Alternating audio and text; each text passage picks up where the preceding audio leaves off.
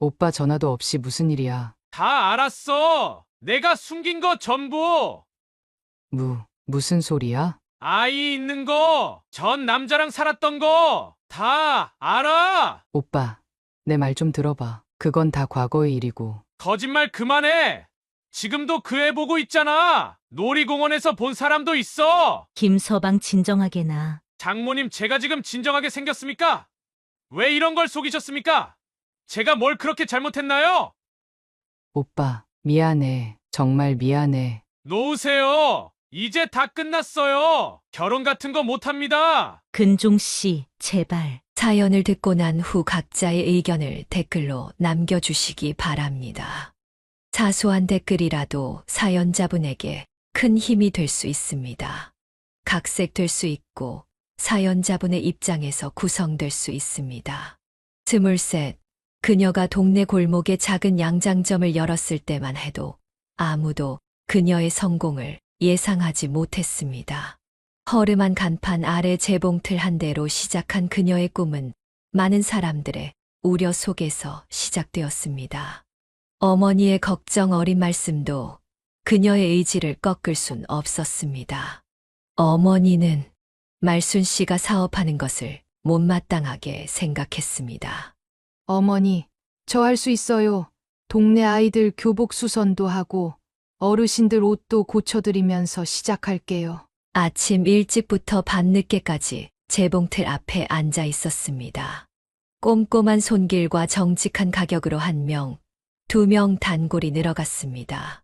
그러던 어느 날, 한 청년이 양복 수선을 부탁하러 왔습니다.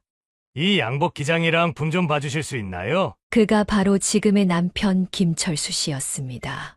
당시 그는 동대문에서 작은 의류 도매상을 시작하려 준비 중이었습니다.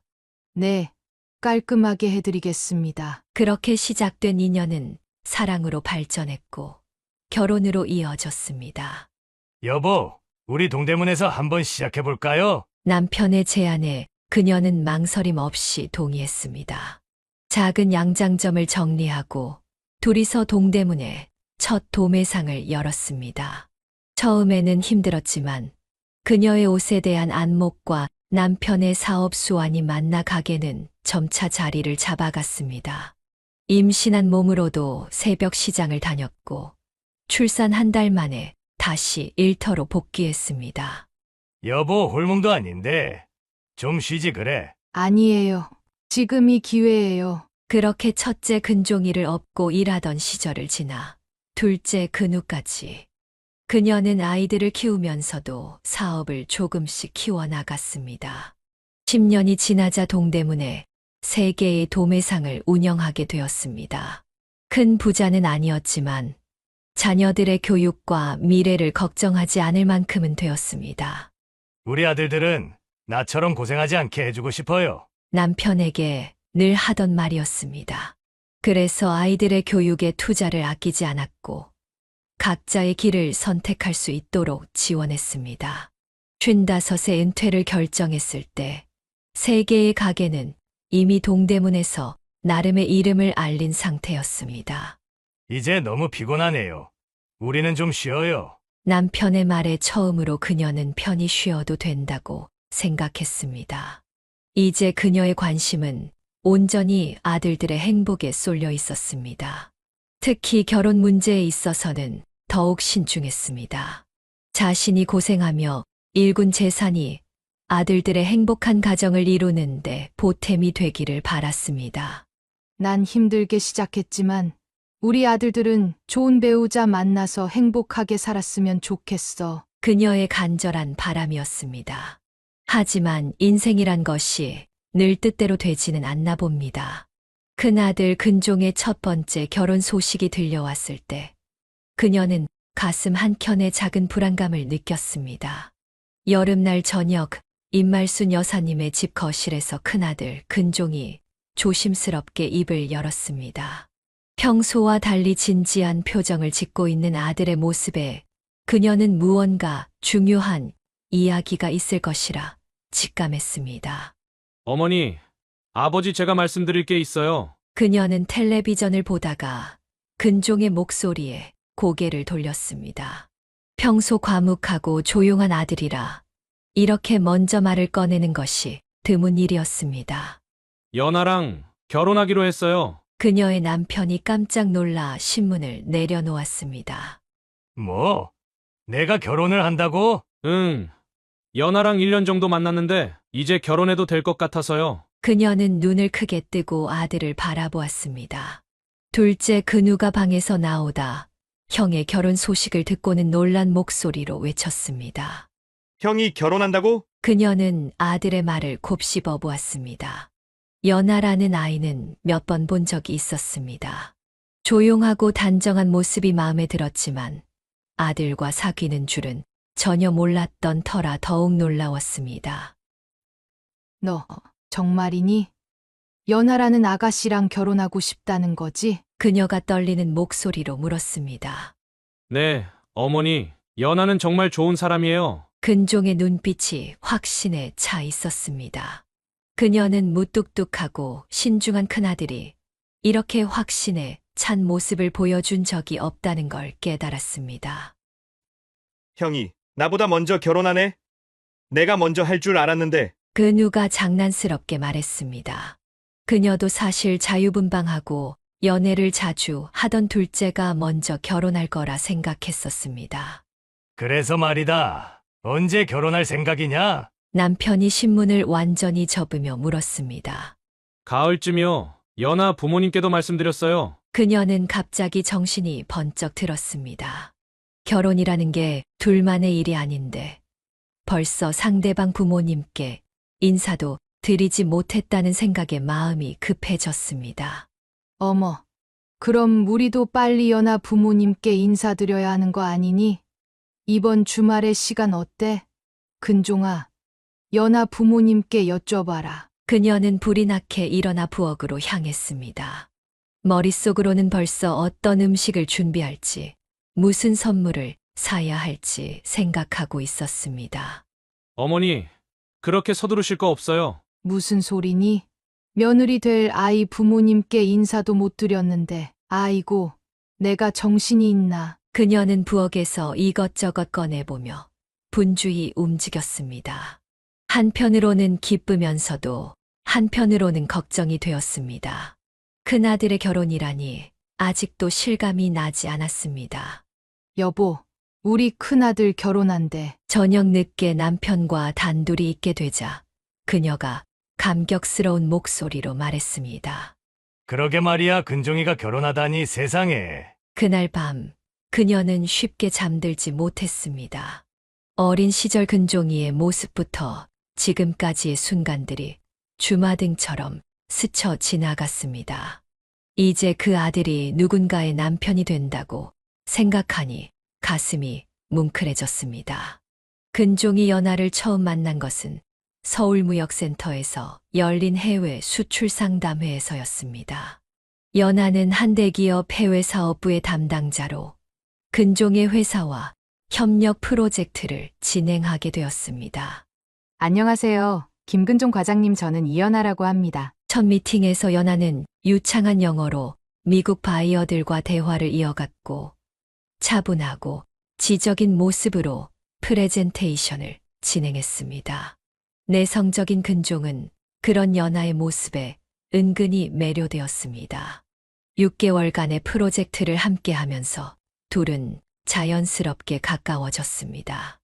연하는 미국 아이비리그를 졸업한 수재였고 아버지는 대기업 임원, 어머니는 명문대 교수였지만 모든 일에 성실하고 겸손한 모습이었습니다. 근종 씨, 오늘도 야근이에요? 퇴근 시간이 되면 연하는 종종 근종의 자리를 지나치며 말을 걸었습니다. 네, 해외 계약서 검토하느라. 제가 도와드릴까요? 영문 계약서는 제가 더 익숙할 것 같은데. 그렇게 시작된 둘의 야근은 자주 야식을 함께하는 것으로 이어졌습니다. 무역센터 근처의 조용한 포장마차에서 연하는 소주를 마시며 속내를 털어놓았습니다. 사실 전 이런 자리가 더 편해요. 집에선 늘 완벽해야 한다는 부담감이 있거든요. 내성적인 근종도 연하 앞에서는 편안하게 웃을 수 있었습니다.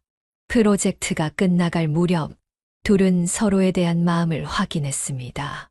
근종 씨는 참 따뜻한 사람이에요. 겉으로는 무뚝뚝해 보이지만 늘 제 이야기를 잘 들어주시잖아요. 2달 정도 만났을 때였습니다. 연아의 어머니가 먼저 근종에게 연락을 해왔습니다. 근종 씨, 우리 집에 한번 와보시겠어요? 연아 아버지가 만나보고 싶어 하시네요. 예상과 달리 연아의 부모님은 근종을 무척 반겼습니다. 우리 연아가 처음으로 남자친구를 소개하네요. 얼마나 좋은 사람이길래. 연아 아버지는 술을 따르며 근종의 이야기를 관심 있게 들었고 어머니는 유독 결혼 이야기를 자주 꺼냈습니다. 요즘 같은 세상에 너무 늦게 결혼하는 건 좋지 않아요. 적당한 때가 되면 빨리 결정하는 게 좋죠. 그렇게 시작된 둘의 인연은 겉으로 보기엔 완벽해 보였습니다. 오히려 연아의 부모님이 더 서두르는 듯했고 1년 만에 결혼 이야기가 구체화되었습니다. 둘이 신혼집은 우리가 마련해 줄 테니 걱정하지 말아요. 빨리 결혼하는 게 좋을 것 같아요. 그때까지만 해도 아무도 몰랐습니다. 이 모든 것이 나중에 드러날 충격적인 진실의 복선이 될 줄은. 행복해 보이는 연아의 미소 뒤에는 아무도 모르는 커다란 비밀이 숨겨져 있었습니다. 예비 처가를 처음 방문하는 날, 그녀는 긴장된 마음으로 현관문을 들어섰습니다. 연아의 부모님은 생각보다 더 친절하게 그들을 맞이했습니다. 어서 오세요. 저희가 먼저 찾아뵈었어야 하는데. 연아 어머니가 서둘러 그녀의 손을 잡았습니다. 거실에 자리를 잡고 앉자 처음에는 일상적인 대화가 오갔습니다. 하지만 얼마 지나지 않아 연아의 아버지가 무거운 표정으로 입을 열었습니다. 저희가 드릴 말씀이 있습니다. 네, 말씀하세요. 그녀가 답했습니다. 사실 저희가 아이들 신혼집으로 신축 아파트를 마련해뒀습니다. 35평형인데 아이들이 살기에는 괜찮을 것 같아서요. 그녀는 순간 당황했습니다. 이미 아들을 위해 25평형 아파트를 마련해 두었는데 이런 제안은 예상치 못했던 것이었습니다. 아, 그러시군요. 하지만 저희도 이미 아니에요. 저희가 꼭 드리고 싶습니다. 무조건 받아주세요. 연아 어머니가 너무나 간곡한 어조로 말했습니다. 그녀는 불편한 마음이 들었습니다. 집으로 돌아오는 차 안에서 남편이 먼저 입을 열었습니다. 여보, 나도 좀 이상하더라. 나도 그래. 왜 저렇게까지 하시는 걸까? 그날 밤 그녀는 아들을 따로 불러 이야기를 나눴습니다. 근종아, 연아 부모님이 신혼집을 주신다는데 너는 어떻게 생각하니? 저도 좀 부담스러워요. 연아한테 물어보니까 부모님이 강력하게 원하신다고 하더라고요. 엄마가 볼 때는 뭔가 이상해. 저렇게까지 저자세로 나오시는 게 다음 날 그녀는 연아 어머니에게 전화를 걸었습니다. 어제는 정말 감사했습니다만 저희가 이미 아이들 신혼집을 준비해둔 게 있어서요. 아니에요. 저희가 꼭 드리고 싶어요. 사실 말씀드릴 게 있는데. 연아 어머니의 목소리가 떨렸습니다. 네, 저희 연아가 사실 몸이 좀 안 좋아요. 큰 병은 아닌데 그래서 저희가 좀 더 좋은 환경에서 살았으면 해서. 그녀는 순간 가슴이 철렁 내려앉았습니다. 몸이 안 좋다니요? 어디가? 기관지가 좀 안 좋아서요. 오래된 아파트나 저층에 살면 연아가 고생할 것 같아서요. 제발 저희 부탁 좀 들어주세요. 전화를 끊고 한참을 멍하니 앉아있던 그녀는 남편에게 전화를 걸었습니다. 여보, 나 지금 좀 이상한 전화를 받았는데 그녀는 방금 있었던 대화를 전했습니다. 남편도 한숨을 쉬었습니다. 아이고, 이거 참. 그날 이후 그녀는 잠을 이루지 못했습니다. 연아의 건강 문제가 어느 정도인지, 이것이 아이들의 결혼 생활에 어떤 영향을 미칠지 걱정이 되었습니다. 하지만 한편으로는 이런 상황에서도 결혼하겠다는 아들의 마음이 대견하면서도 안쓰러웠습니다. 그녀는 여전히 연아의 건강 문제로 고민하던 중이었습니다. 그때 둘째 아들 근우가 급하게 집으로 찾아왔습니다. 평소와 다른 심각한 표정이었습니다. 어머니, 잠깐 시간 되세요? 왜? 무슨 일이야? 저기, 어제 롯데월드에서 좀 이상한 걸 봤어요. 그녀는 아들의 어색한 말투에 불안감이 들었습니다. 이상한 거라니? 형수님이, 아니, 연아 씨가 있었거든요. 근데 옆에 꼬마가 있었는데, 그 누는 말을 고르느라 잠시 머뭇거렸습니다. 그 애가 연아 씨를 엄마라고 부르는 걸 들었어요. 뭐라고? 그녀는 순간 귀를 의심했습니다.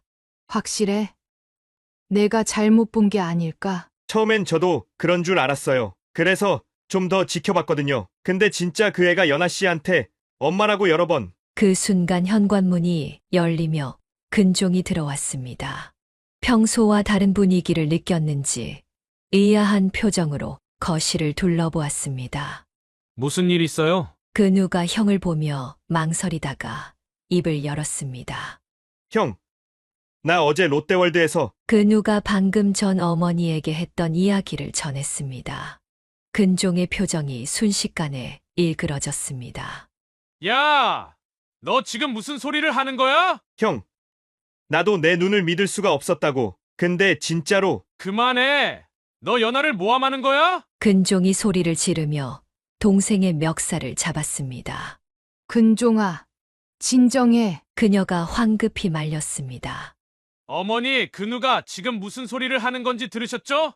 이런 말도 안 되는. 형, 내가 왜 거짓말을 해? 나도 형수님이 될 사람인데. 닥쳐! 다시는 그런 말 꺼내지 마! 근종은 격분한 채로 집을 나가버렸습니다. 그녀는 멍하니 서 있는 그누를 바라보았습니다. 어머니, 저 거짓말 아니에요. 그녀는 아무 말도 할 수 없었습니다. 연하의 건강 문제도 모호했는데 이제는 이런 이야기까지. 가슴 한켠이 무거워졌습니다.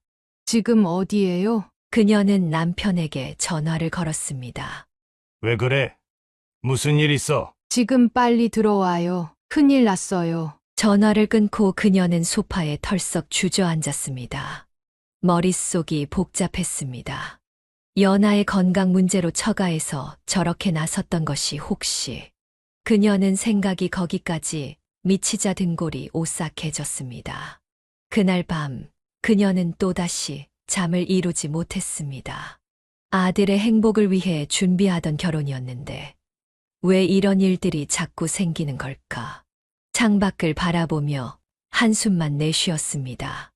아들의 결혼을 앞두고 평온했던 일상이 흔들리던 어느 날 예기치 않은 방문자가 그녀의 집을 찾았습니다. 죄송합니다만 김근종 씨 댁 맞나요? 현관 앞에 서 있는 젊은 여성이 조심스레 물었습니다. 네. 그런데 누구신지. 저는 연하대학 동창입니다. 잠시 시간 좀 내주실 수 있으신가요? 그녀는 망설였지만 연하라는 이름에 문을 열어줄 수밖에 없었습니다. 차 한 잔 드릴까요? 괜찮습니다. 제가 할 이야기가 좀 급해서요. 주은은 가방에서 봉투 하나를 꺼냈습니다. 솔직히 저도 이런 말씀을 드리고 싶지 않은데 연하의 옛 친구로서 도저히 가만히 있을 수가 없어서 왔습니다. 무슨 말씀이신지. 이걸 한번 봐주세요. 봉투 안에는 여러 장의 사진이 있었습니다. 그녀의 손이 떨렸습니다. 사진 속에는 연하가 한 남자와 찍은 다정한 모습들, 그리고 아이와 함께 있는 모습이 담겨 있었습니다. 이건 3년 전 사진입니다. 연하가 이 남자와 동거했었죠. 그리고 저 아이는 주은의 말이 이어질수록 그녀의 얼굴이 창백해졌습니다. 잠깐만요. 이게 정말 사실인가요? 제가 왜 거짓말을 하겠습니까? 여기 동영상도 있어요. 주은이 휴대폰을 꺼내 보여주었습니다. 영상 속에는 분명 연하였고 그녀가 아이와 함께 놀이터에 있는 모습이었습니다. 연하가 이런 과거가 있었다니. 그녀의 목소리가 떨렸습니다. 죄송합니다. 하지만 전 이 결혼이 이뤄지면 안 된다고 생각해요. 근종 씨는 너무 좋은 사람이에요. 이런 과거를 숨기고 결혼하는 건 그녀는 소파에 털썩 주저앉았습니다. 머릿속이 하얘졌습니다. 그 누가 봤다던 놀이공원에서의 목격담, 처가의 이상한 태도, 모든 것이 이제야 이해가 되었습니다. 괜찮으세요? 네, 잠시만요. 그녀는 간신히 정신을 차렸습니다. 이런 이야기를 해주셔서 감사합니다. 전 이만 가보겠습니다. 결정은 여사님께 달려 있어요. 주은이 떠난 후 그녀는 한동안 움직일 수 없었습니다. 봉투 속의 사진들을 다시 한번 꺼내 보았습니다. 분명 연하였고 그녀의 행복해 보이는 표정이 더욱 가슴을 아프게 했습니다. 여보, 그녀는 떨리는 손으로 남편에게 전화를 걸었습니다. 왜 그래? 무슨 일 있어? 지금 빨리 들어와요. 큰일 났어요. 전화를 끊고 그녀는 멍하니 창밖을 바라보았습니다. 이제 어떻게 해야 할지, 아들에게 이 사실을 어떻게 전해야 할지 아무것도 생각이 나지 않았습니다. 단지 그녀의 머릿속에는 아들의 행복했던 얼굴만이 맴돌았습니다. 모든 사실을 가족들에게 전했습니다. 그녀의 집은 하루 종일 무거운 공기로 가득했습니다. 근종은 연하의 과거를 확인하기 위해 직접 그녀의 집으로 향했습니다. 그녀가 걱정스레 물었지만 근종은 대답도 없이 문을 닫고 나갔습니다. 연하의 집 앞에서 근종은 주먹을 불끈 쥐었습니다. 초인종을 누르자 연하가 나왔습니다. 오빠 전화도 없이 무슨 일이야? 다 알았어. 내가 숨긴 거 전부. 연하의 얼굴이 순간 창백해졌습니다. 무슨 소리야? 아이 있는 거, 전 남자랑 살았던 거, 다 알아. 근종의 목소리가 떨렸습니다. 오빠, 내 말 좀 들어봐. 그건 다 과거의 일이고. 거짓말 그만해. 지금도 그 애 보고 있잖아. 놀이공원에서 본 사람도 있어. 그때 연하의 부모님이 급히 나왔습니다. 김서방 진정하게나. 장모님, 제가 지금 진정하게 생겼습니까? 왜 이런 걸 속이셨습니까? 제가 뭘 그렇게 잘못했나요? 근종이 소리쳤습니다. 오빠, 미안해. 정말 미안해. 연하가 눈물을 흘리며 근종의 팔을 잡았습니다. 놓으세요. 이제 다 끝났어요. 결혼 같은 거 못합니다. 근종 씨, 제발. 연하 어머니가 무릎까지 꿇으려 했지만 근종은 돌아보지도 않고 그 자리를 떠났습니다. 그날 이후 근종은 집을 나가 연락을 끊었습니다. 그녀는 분노와 걱정으로 가슴이 타들어갔습니다. 여보, 이대로는 못 참겠어요. 사돈이랑 전화라도 해야겠습니다. 그래. 마음 단단히 먹어. 그녀는 떨리는 손으로 전화를 걸었습니다. 이러시면 어떻게 합니까? 어떻게 이런 일을 속이고 결혼을 하려고 하셨어요? 저희가 잘못했습니다. 하지만 잘못했다고요? 이게 그런 말로 될 일입니까? 우리 아들 인생을 망치려고 하셨어요? 연하가 정말 많이 반성하고 반성이요? 지금까지 거짓말하고 속이면서 결혼하려고 한 게 반성입니까? 죄송합니다. 정말 죄송합니다. 이제 와서 죄송하다고요? 당신들 때문에 우리 아들이 연락도 안 되고 집도 나갔어요. 이게 다 누구 때문입니까? 전화를 끊은 후 그녀는 한동안 움직이지 못했습니다. 옆에서 지켜보던 남편이 그녀의 어깨를 두드렸습니다. 그때 근우가 급하게 들어왔습니다. 어머니, 형 찾았어요. 친구 집에 있대요. 정말 어디래? 근데 형이 지금 많이 취해 있대요. 그녀는 가방을 들고 일어났습니다. 제가 모시고 올게요. 아니, 엄마가 가봐야겠어. 우리 아들이 얼마나 힘들었을지. 밤늦게 술에 취한 근종을 데리고 온 그녀는 아들의 얼굴을 보며 눈물을 흘렸습니다. 모든 게 엉망이 되어버린 이 상황에서 그녀는 아들의 아픔을 어떻게 달래줘야 할지 알 수 없었습니다. 파혼 이후 그녀의 집에는 웃음소리가 사라졌습니다. 근종은 다시 집으로 돌아왔지만 예전의 그 모습은 온데간데 없었습니다. 근종아, 밥 먹어야지. 그녀가 아들의 방문을 조심스레 두드렸습니다. 괜찮아요. 매일 같은 대답이었습니다. 그녀는 문 앞에 놓인 아침 식사를 저녁에 다시 치우기를 반복했습니다. 근종이 머리가 많이 빠졌네요. 어느 날 아침 근종의 베개를 정리하던 그녀가 남편에게 떨리는 목소리로 말했습니다. 회사는 어떡하지? 벌써 한 달째 휴직이야. 남편의 한숨 소리가 무거웠습니다. 그 누가 옆에서 조심스레 말을 꺼냈습니다. 어머니, 제가 형 회사에 다녀왔어요. 팀장님이 많이 걱정하시더라고요. 밤이면 아들의 방에서 들리는 흐느낌 소리에 그녀는 가슴이 미어졌습니다. 잠들지 못하고 뒤척이는 소리가 새벽까지 이어졌습니다. 병원에 한번 가봐야 하지 않을까? 그녀가 조심스레 제안했지만 근종은 완강히 거부했습니다. 필요 없어요. 시간이 지나면 괜찮아질 거예요. 하지만 시간이 지나도 상황은 나아지지 않았습니다. 머리는 더욱 많이 빠졌고 눈 밑의 다크서클은 깊어져만 갔습니다. 근종아, 엄마가 죽을 것 같다. 그녀가 결국 눈물을 보이자 근종이 처음으로 마음을 열었습니다. 어머니, 저 정말 바보였죠? 아니야, 내가 무슨 잘못이 있니? 6개월이 지나고 조금씩 변화가 보이기 시작했습니다. 어느 날 아침 근종이 먼저 식탁에 앉아 있었습니다. 오늘은 회사에 가볼까 해요. 그녀는 놀라서 아들을 바라보았습니다. 정말 괜찮겠어? 네, 더 이상 이러고 있을 순 없잖아요. 그날부터 근종은 조금씩 일상으로 돌아오기 시작했습니다. 출근을 시작했고 가끔은 동생 근우와 술 한 잔을 기울이기도 했습니다. 형, 요즘 좀 낫죠? 응, 내가 많이 도와줬잖아. 1년이 다 되어갈 무렵 어느 날 저녁 식사 자리에서 근종이 입을 열었습니다.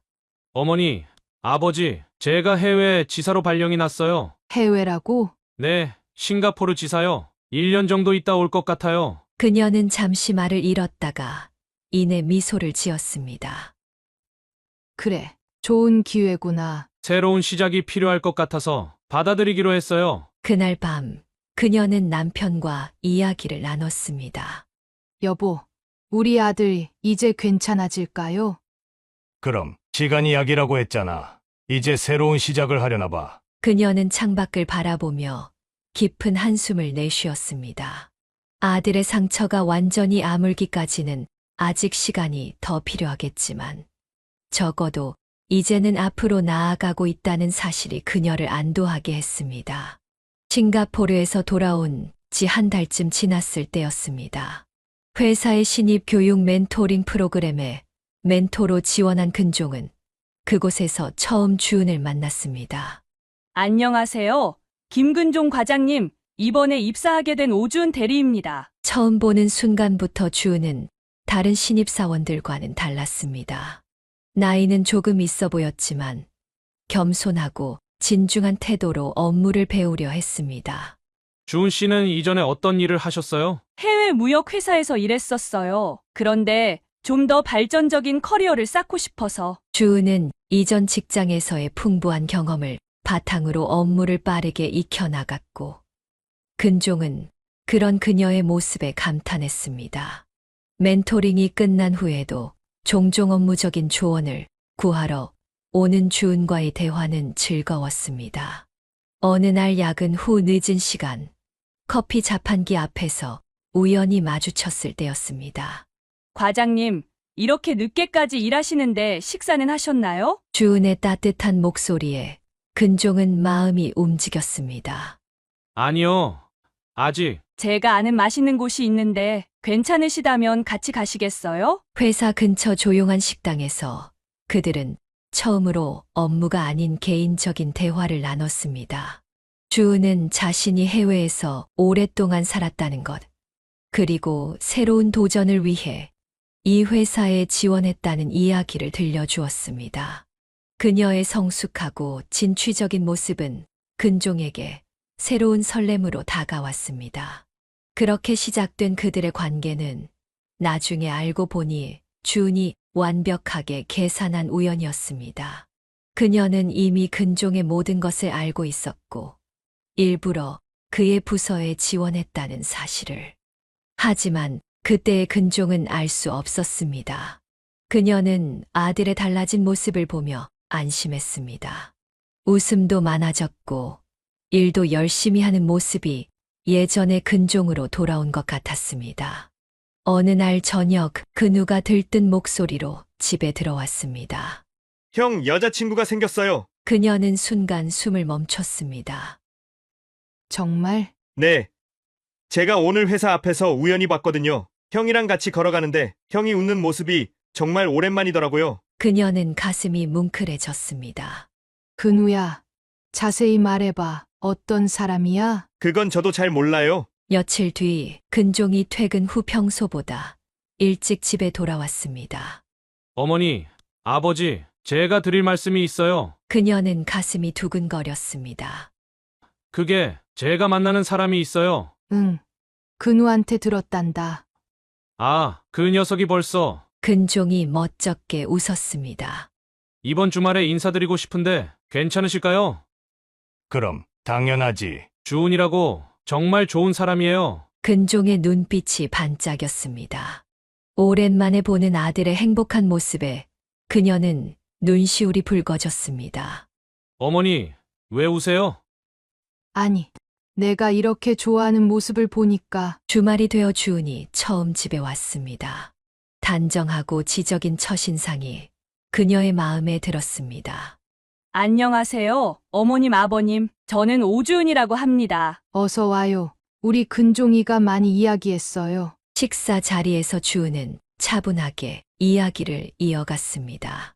처음에는 근종 씨가 너무 무뚝뚝해서 걱정했는데 알면 알수록 따뜻한 사람이더라고요. 우리 아들이 좀 그래요. 겉바속촉이랄까. 저녁 식사가 끝나고 주은이 돌아간 후 가족들은 거실에 모였습니다. 어떠세요? 어머니? 근우가 물었습니다. 좋구나. 참 좋은 사람 같아. 그녀는 진심으로 그렇게 생각했습니다. 아들이 다시 사랑을 시작할 수 있게 되어 마음이 놓였습니다. 이제 결혼 얘기 나오는 거 아니에요? 근우가 장난스레 말하자 근종이 부끄러운 듯 웃었습니다. 야, 너는 걱정 말고 내 짝이나 찾아. 그날 밤 그녀는 남편과 이야기를 나눴습니다. 여보, 우리 아들 이제 정말 괜찮아진 것 같죠? 그러게 주은이라는 아가씨도 참 괜찮아 보이고. 이번에는 잘 될 것 같아요. 그녀는 창밖의 달을 바라보며 미소 지었습니다. 아들의 새로운 시작을 응원하는 마음으로 가득했습니다. 처음 본 순간부터 그녀는 주은에게서 낯익은 감정을 느꼈습니다. 어디서 본 듯한 그러나 정확히 떠올리기 어려운 기억이 그녀를 괴롭혔습니다. 침실에서 옷을 갈아입던 그녀는 문득 거울 앞에서 멈췄습니다. 2년 전의 기억이 천천히 되살아났습니다. 여보, 혹시 주은이 어디서 본 것 같지 않아요? 남편은 고개를 갸웃거렸습니다. 글쎄 처음 보는 것 같은데. 그러다 갑자기 그녀의 눈이 커졌습니다. 그날의 기억이 선명하게 떠올랐습니다. 현관문을 두드리고 봉투를 건네며 연하의 비밀을 폭로했던 그 여자. 여보, 큰일 났어요. 그녀의 목소리가 떨렸습니다. 갑자기 왜 그래요? 주은 씨가 그때 그 사람이에요. 연하의 친구라며 찾아왔던. 남편의 표정이 굳어졌습니다. 확실해요. 네, 처음엔 기억이 안 났는데 지금 생각하니 분명해요. 소파에 털썩 주저앉았습니다. 지난번 만남에서 주은은 처음 보는 사람처럼 자연스럽게 행동했고 근종도 전혀 알아보지 못한 것 같았습니다. 어떡하죠? 근종이한테 말해야 할까요? 잠깐만요. 섣불리 말했다가 우리 아들 또 상처받게 할 순 없잖아요. 남편의 말에 그녀는 입술을 깨물었습니다. 하지만 이대로 두면 그때 현관문 소리가 들렸습니다. 근종이 퇴근하고 돌아온 것이었습니다. 어머니, 아버지, 저 왔어요. 평소와 다름없는 밝은 목소리였습니다. 그녀는 억지로 미소를 지으며 아들을 맞이했습니다. 오늘은 좀 일찍 왔구나. 네, 주은이랑 저녁 약속이 있어서요. 근종의 얼굴에는 행복한 미소가 가득했습니다. 그 모습을 보니 차마 입이 떨어지지 않았습니다. 그래, 잘 다녀와. 아들이 방으로 들어간 후 그녀는 남편과 다시 이야기를 나눴습니다. 여보, 이러다 우리 아들 또 일단 지켜봐요. 주은 씨가 정말 나쁜 의도가 있는 건지 아니면 그저 우연인 건지 한숨을 내쉬었습니다. 아들이 겨우 상처를 회복하고 새로운 시작을 하려는 순간에 또다시 이런 일이 생기다니. 며칠 후 그녀는 시장에서 우연히 주은을 마주쳤습니다. 어머머, 어머님. 주은이 반갑게 인사했습니다. 그녀는 심장이 쿵쾅거리는 것을 느꼈습니다. 네, 장 보러 나왔어요? 네, 오늘 근종 오빠 좋아하는 요리를 해주려고요. 주은의 자연스러운 미소가 오히려 더 불안하게 느껴졌습니다. 어떻게 이렇게 아무렇지 않을 수 있을까? 집으로 돌아오는 길, 그녀의 마음은 더욱 무거워졌습니다. 이전의 일이 우연이었을까? 아니면 주은에게 무슨 다른 의도가 있는 걸까? 아들의 행복한 얼굴을 떠올리며 그녀는 깊은 고민에 빠졌습니다. 며칠을 고민하던 그녀는 결국 연하를 만나기로 결심했습니다. 카페에서 기다리는 동안 그녀의 손은 떨리고 있었습니다. 어머님, 연하가 조심스레 다가왔습니다. 2년 전보다 훨씬 야위어 보였습니다. 갑자기 무슨 일이에요? 그녀는 잠시 망설이다가 입을 열었습니다. 연아야, 미안한데 혹시 오주은이라는 사람 알아? 연하의 얼굴이 순간 창백해졌습니다. 떨리는 손으로 물잔을 꽉 쥐었습니다. 어떻게 그 사람을, 우리 근종이가 지금 그 사람과 만나고 있어. 네. 어떻게요? 연하의 목소리가 떨렸습니다. 그게 사실은 2년 전에 우리 집에 와서 연아 내 비밀을 다 폭로한 사람이 그 사람인 것 같더라고. 그런데 얼마 전부터 근종이랑 회사에서 만났다고 하더라고. 큰일 났어요. 정말 큰일 났어요. 연하의 눈에 눈물이 고였습니다. 오주는 제가 대학교 1학년 때부터 저를 따라다녔어요. 처음엔 그냥 친한 친구인 줄 알았는데 연하는 잠시 말을 멈추고 깊은 숨을 내쉬었습니다. 점점 집착이 심해졌어요. 제가 만나는 남자친구마다 찾아가서 헤어지게 만들고 제 일상을 감시하고 10년이 넘도록 저를 괴롭혔어요. 그게 다가 아니에요. 제 아이 한 번 납치하려고 했었어요. 그녀는 숨이 멎는 것 같았습니다. 다행히 그때 이웃분이 발견하셔서 실패했지만 경찰에 신고도 했었어요. 하지만 증거가 부족해서 연하의 손이 떨리고 있었습니다. 그 여자 정신과 치료도 받았다고 들었어요. 하지만 전혀 나아지지 않았죠. 오히려 더 집요해졌어요. 아마도 저를 파멸시키려고 했던 거겠죠. 제 인생의 모든 것을 망가뜨리는 게 그 사람의 목표였으니까요. 그럼 지금 우리 근종이를 그동안 너무 죄송했지만 이건 정말 위험해요. 오주은이 근종 씨를 만난다는 건 분명히 좋은 일이 일어나진 않을 거예요. 어떡하지? 우리 아들 빨리 근종 씨에게 알리셔야 해요. 오주은은 정말 위험한 사람이에요. 자리에서 일어났습니다. 다리가 후들거렸습니다. 고맙다 연아야. 고마워. 저야말로 이런 일이 있게 해서 죄송해요. 집으로 돌아오는 길, 그녀의 머릿속은 복잡했습니다. 이제 이 사실을 어떻게 근종에게 알려야 할지, 그리고 주은의 다음 행동이 무엇일지 두려웠습니다. 연하와의 만남 이후 그녀는 잠을 이루지 못했습니다. 결국 모든 것을 아들에게 알리기로 결심했습니다. 근종아, 엄마가 할 얘기가 있어. 식사 자리에서 그녀가 입을 열었습니다. 네, 무슨 일이세요? 주은이 그 애에 대해서야. 근종의 표정이 굳어졌습니다.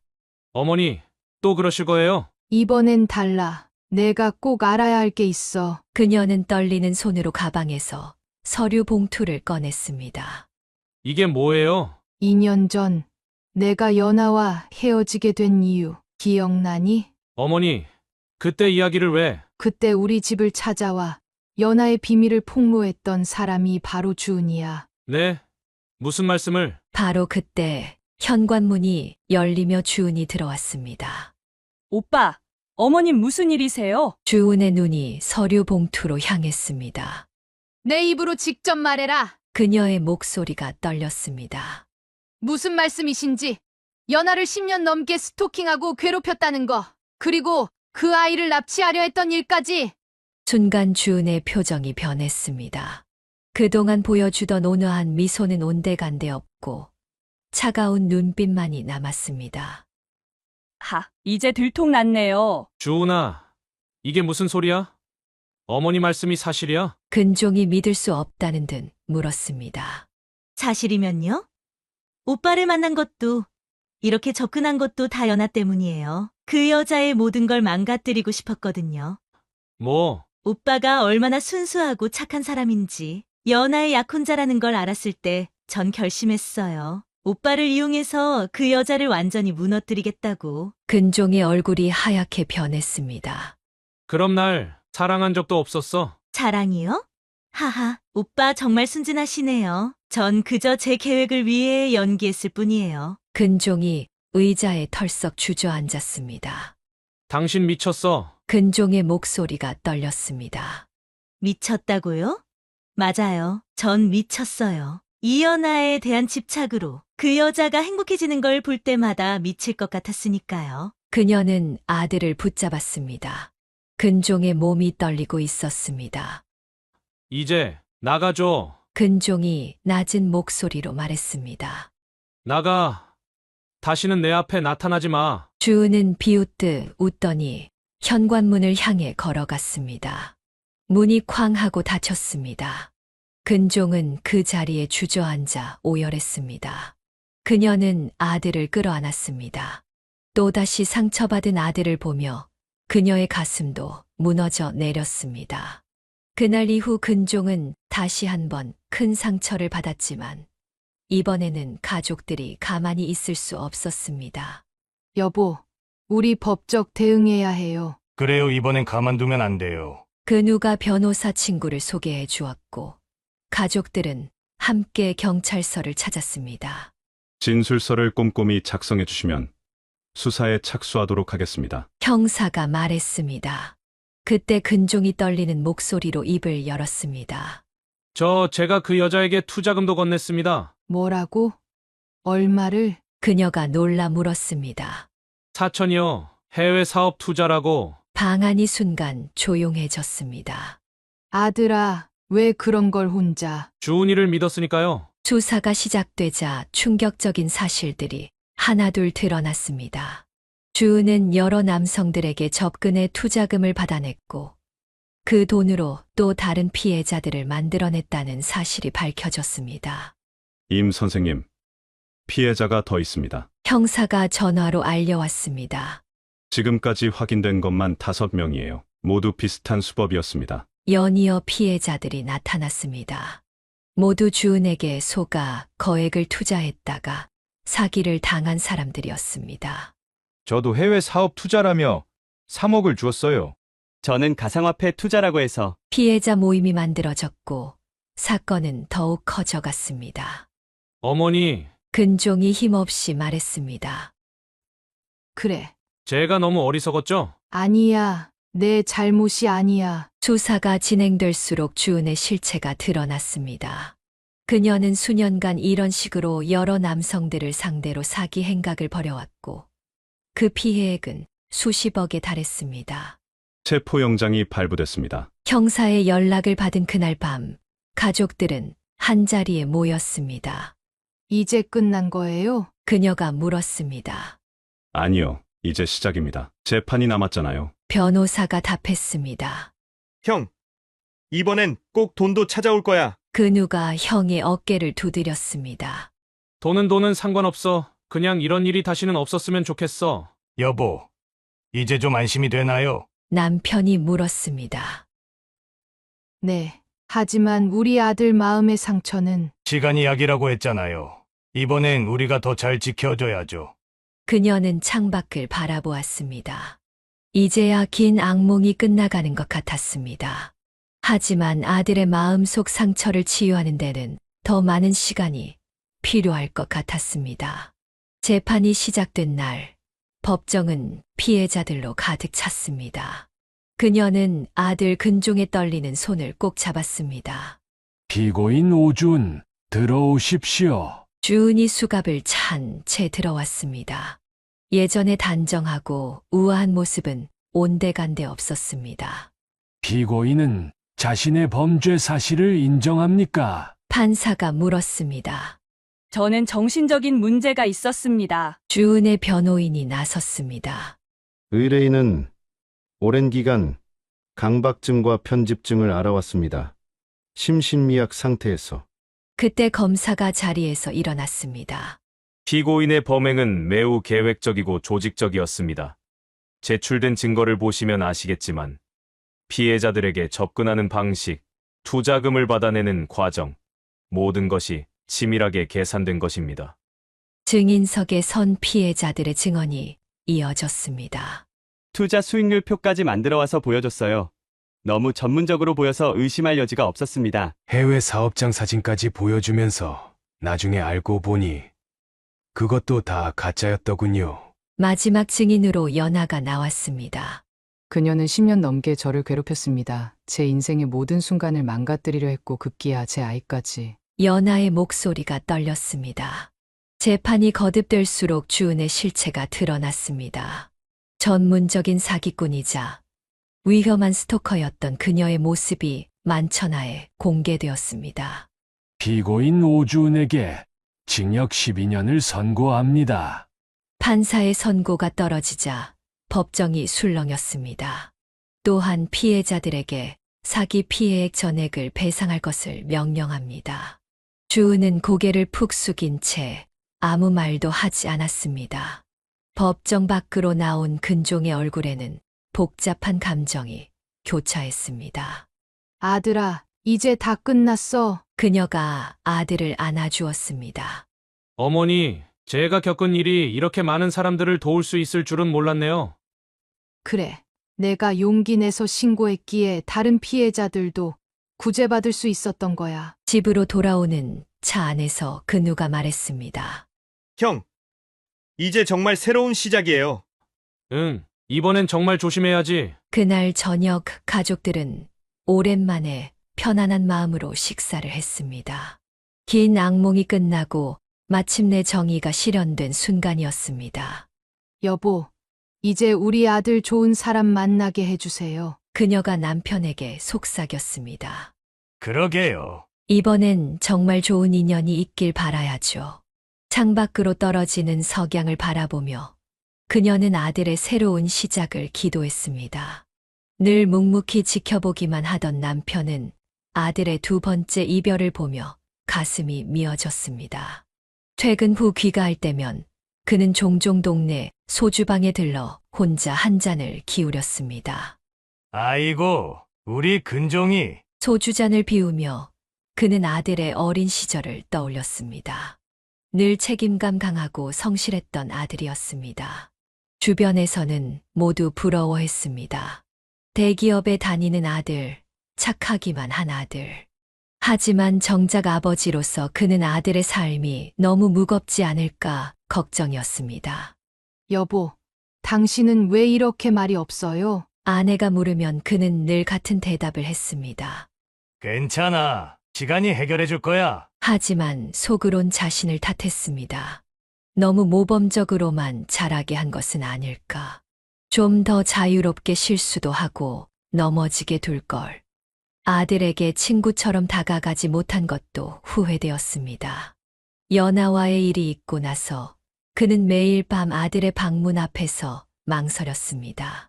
문을 두드리고 이야기를 나누고 싶었지만 무슨 말을 해야 할지 몰랐습니다.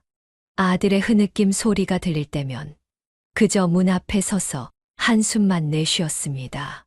당신도 많이 힘들죠? 아내가 어느 날 밤 그의 어깨를 두드리며 말했습니다. 그래, 내가 좀 더 일찍 알아챘어야 했는데. 주은과의 일이 터졌을 때도 그는 자신을 책망했습니다. 사업을 하면서 사람 보는 눈이 있다고 자부했는데 어떻게 그런 사람의 본성을 알아채지 못했을까. 아버지, 어느 날 술에 취해 들어온 근종이 그의 방을 찾았습니다. 왜 이렇게 늦었니? 아버지, 제가 바보 같죠? 아니다. 내가 잘못한 게 아니야. 그날 밤 처음으로 아버지와 아들은 마주 앉아 소주를 기울였습니다. 아들은 취기에 붉어진 얼굴로 울먹이며 말했고 아버지는 그저 묵묵히 들어주었습니다.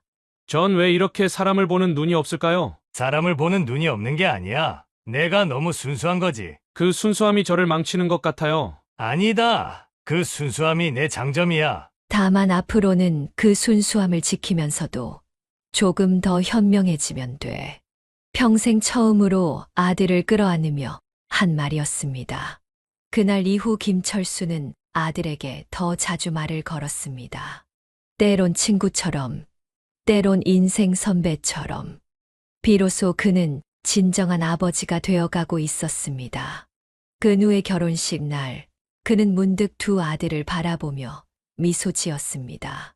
한 명은 아픔을 딛고 조금씩 일어서고 있었고, 한 명은 새로운 인생을 시작하고 있었습니다. 여보, 웃으시네요. 아내가 옆에서 물었습니다. 그래. 우리 아들들이 참 자랑스러워서. 이제는 알았습니다. 아버지란 건 말하지 않아도 늘 자식을 생각하고 보여주지 않아도 늘 사랑하고 있다는 것을. 그저 그 마음을 조금 더 일찍 표현했더라면 하는 아쉬움이 남을 뿐입니다. 이제는 좀 더 자주 이야기하자, 아들아. 퇴근길에 그는 근종에게 전화를 걸었습니다. 특별한 용건도 없이 그저 아들의 목소리가 듣고 싶어서. 두 번째 상처를 받은 근종은 이전과는 다른 모습을 보여주었습니다. 그녀는 아들의 변화를 지켜보며 가슴 한켠이 아팠습니다. 어머니, 저 괜찮아요. 식사 자리에서 근종이 먼저 입을 열었습니다. 이번엔 제가 실수했다는 걸 인정해요. 너무 쉽게 믿었고, 너무 쉽게 마음을 열었죠. 근종의 목소리는 담담했습니다. 이전과 달리 근종은 자신의 감정을 숨기지 않았습니다. 힘들 때는 힘들다고, 아플 때는 아프다고 말했습니다. 아버지, 왜? 제가 정말 바보 같았죠? 아니다. 내가 순수했던 거지. 그 순수함이 독이 됐네요. 아들의 말에 그녀는 가슴이 미어졌습니다. 하지만 근종은 이내 미소를 지었습니다. 하지만 이제는 달라질 거예요. 더 이상 도망치지 않을 거예요. 회사에서도 근종은 변화된 모습을 보였습니다. 오히려 더 열심히 일했고 승진도 했습니다. 어머니, 제가 이번에 팀장이 됐어요. 정말 축하해. 이제는 제가 어머니 자랑스러운 아들이 될게요. 그녀는 눈물을 참으며 아들을 끌어안았습니다. 주말이면 근종은 가족들과 더 많은 시간을 보냈습니다. 조카들과 놀아주고 근우와 운동도 하고 부모님과 산책도 했습니다. 형, 많이 달라졌어요. 근우가 말했습니다. 그래, 네. 전에는 혼자 끙끙 앓더니 이제는 이렇게 밝아졌잖아요. 다 너희들 덕분이지. 가족이 있어서 다행이야. 그녀는 두 아들의 대화를 들으며 미소 지었습니다. 아들이 조금씩 회복되어가는 모습이 보였습니다. 여보, 우리 아들 이제 정말 괜찮아질까요? 남편에게 물었습니다. 그럼요, 이번엔 더 강해질 거예요. 실패를 통해 배우는 게 있으니까. 어느 날 근종이 일기장 하나를 그녀에게 보여주었습니다.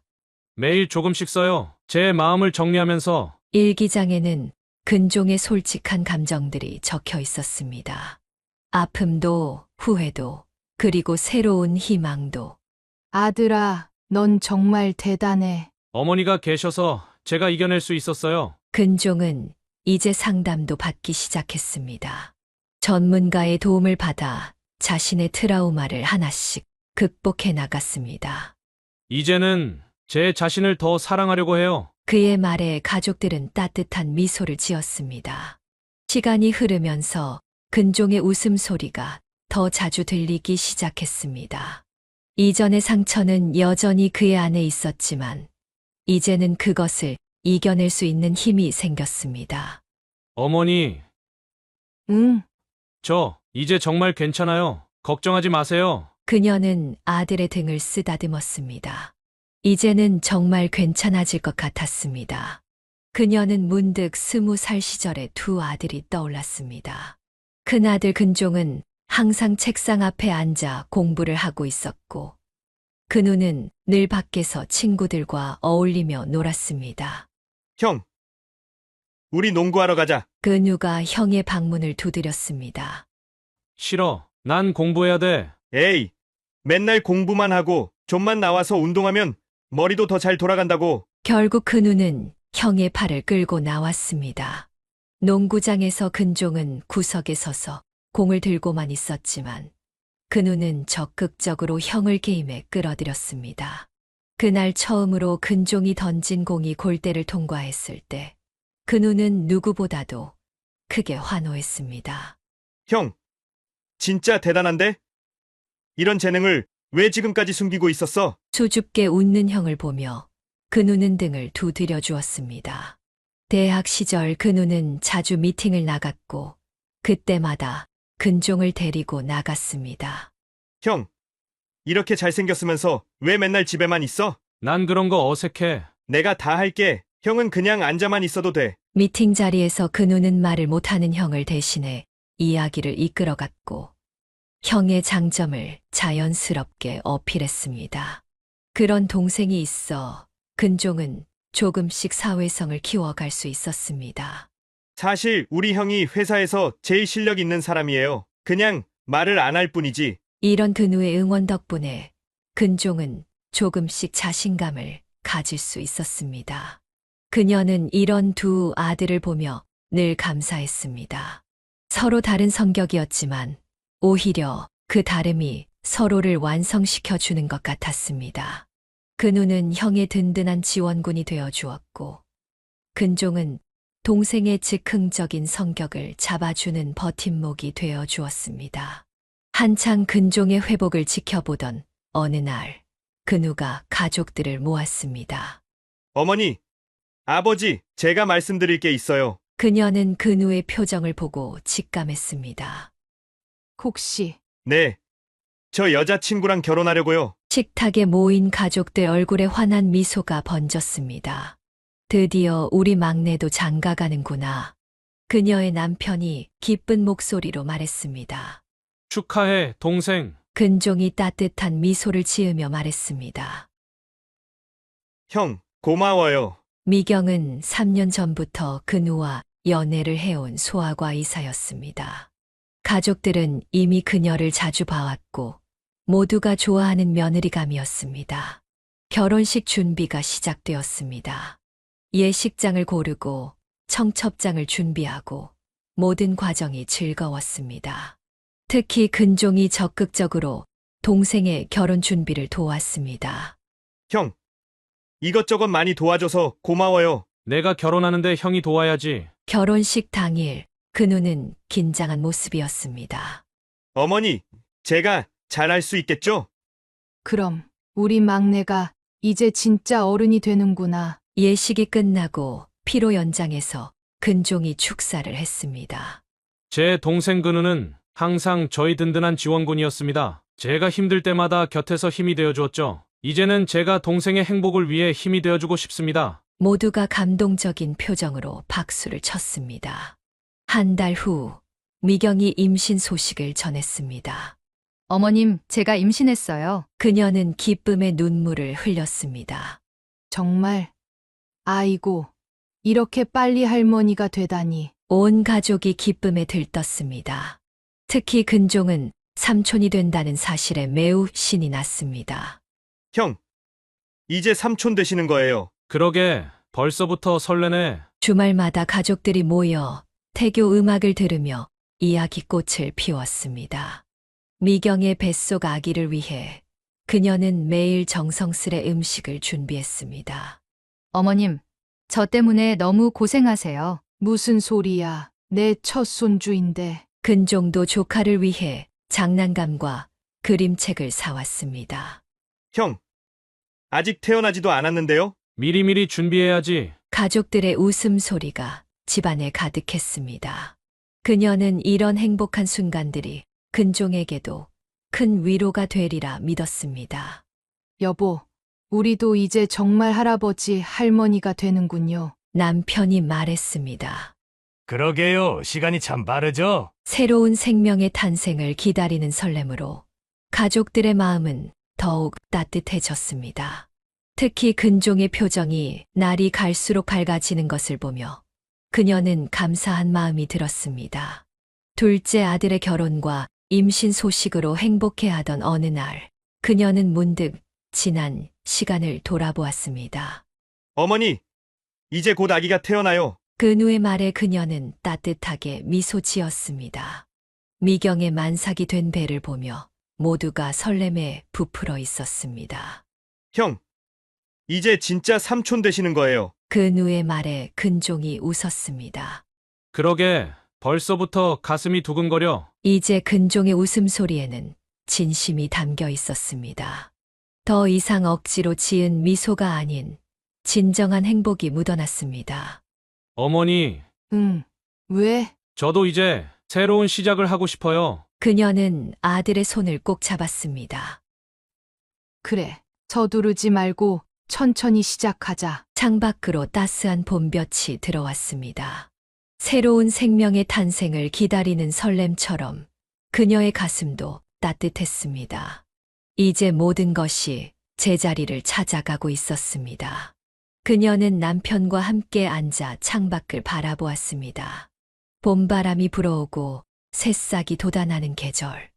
그녀의 가족에게도 새로운 봄이 찾아오고 있었습니다. 사연을 듣고 댓글을 남겨주시기 바랍니다. 사소한 의견일지라도 사연자분에게는 큰 힘이 됩니다. 노골적인 악성 댓글은 사연자분에게 상처가 될 수 있으니 삼가주시기 바랍니다.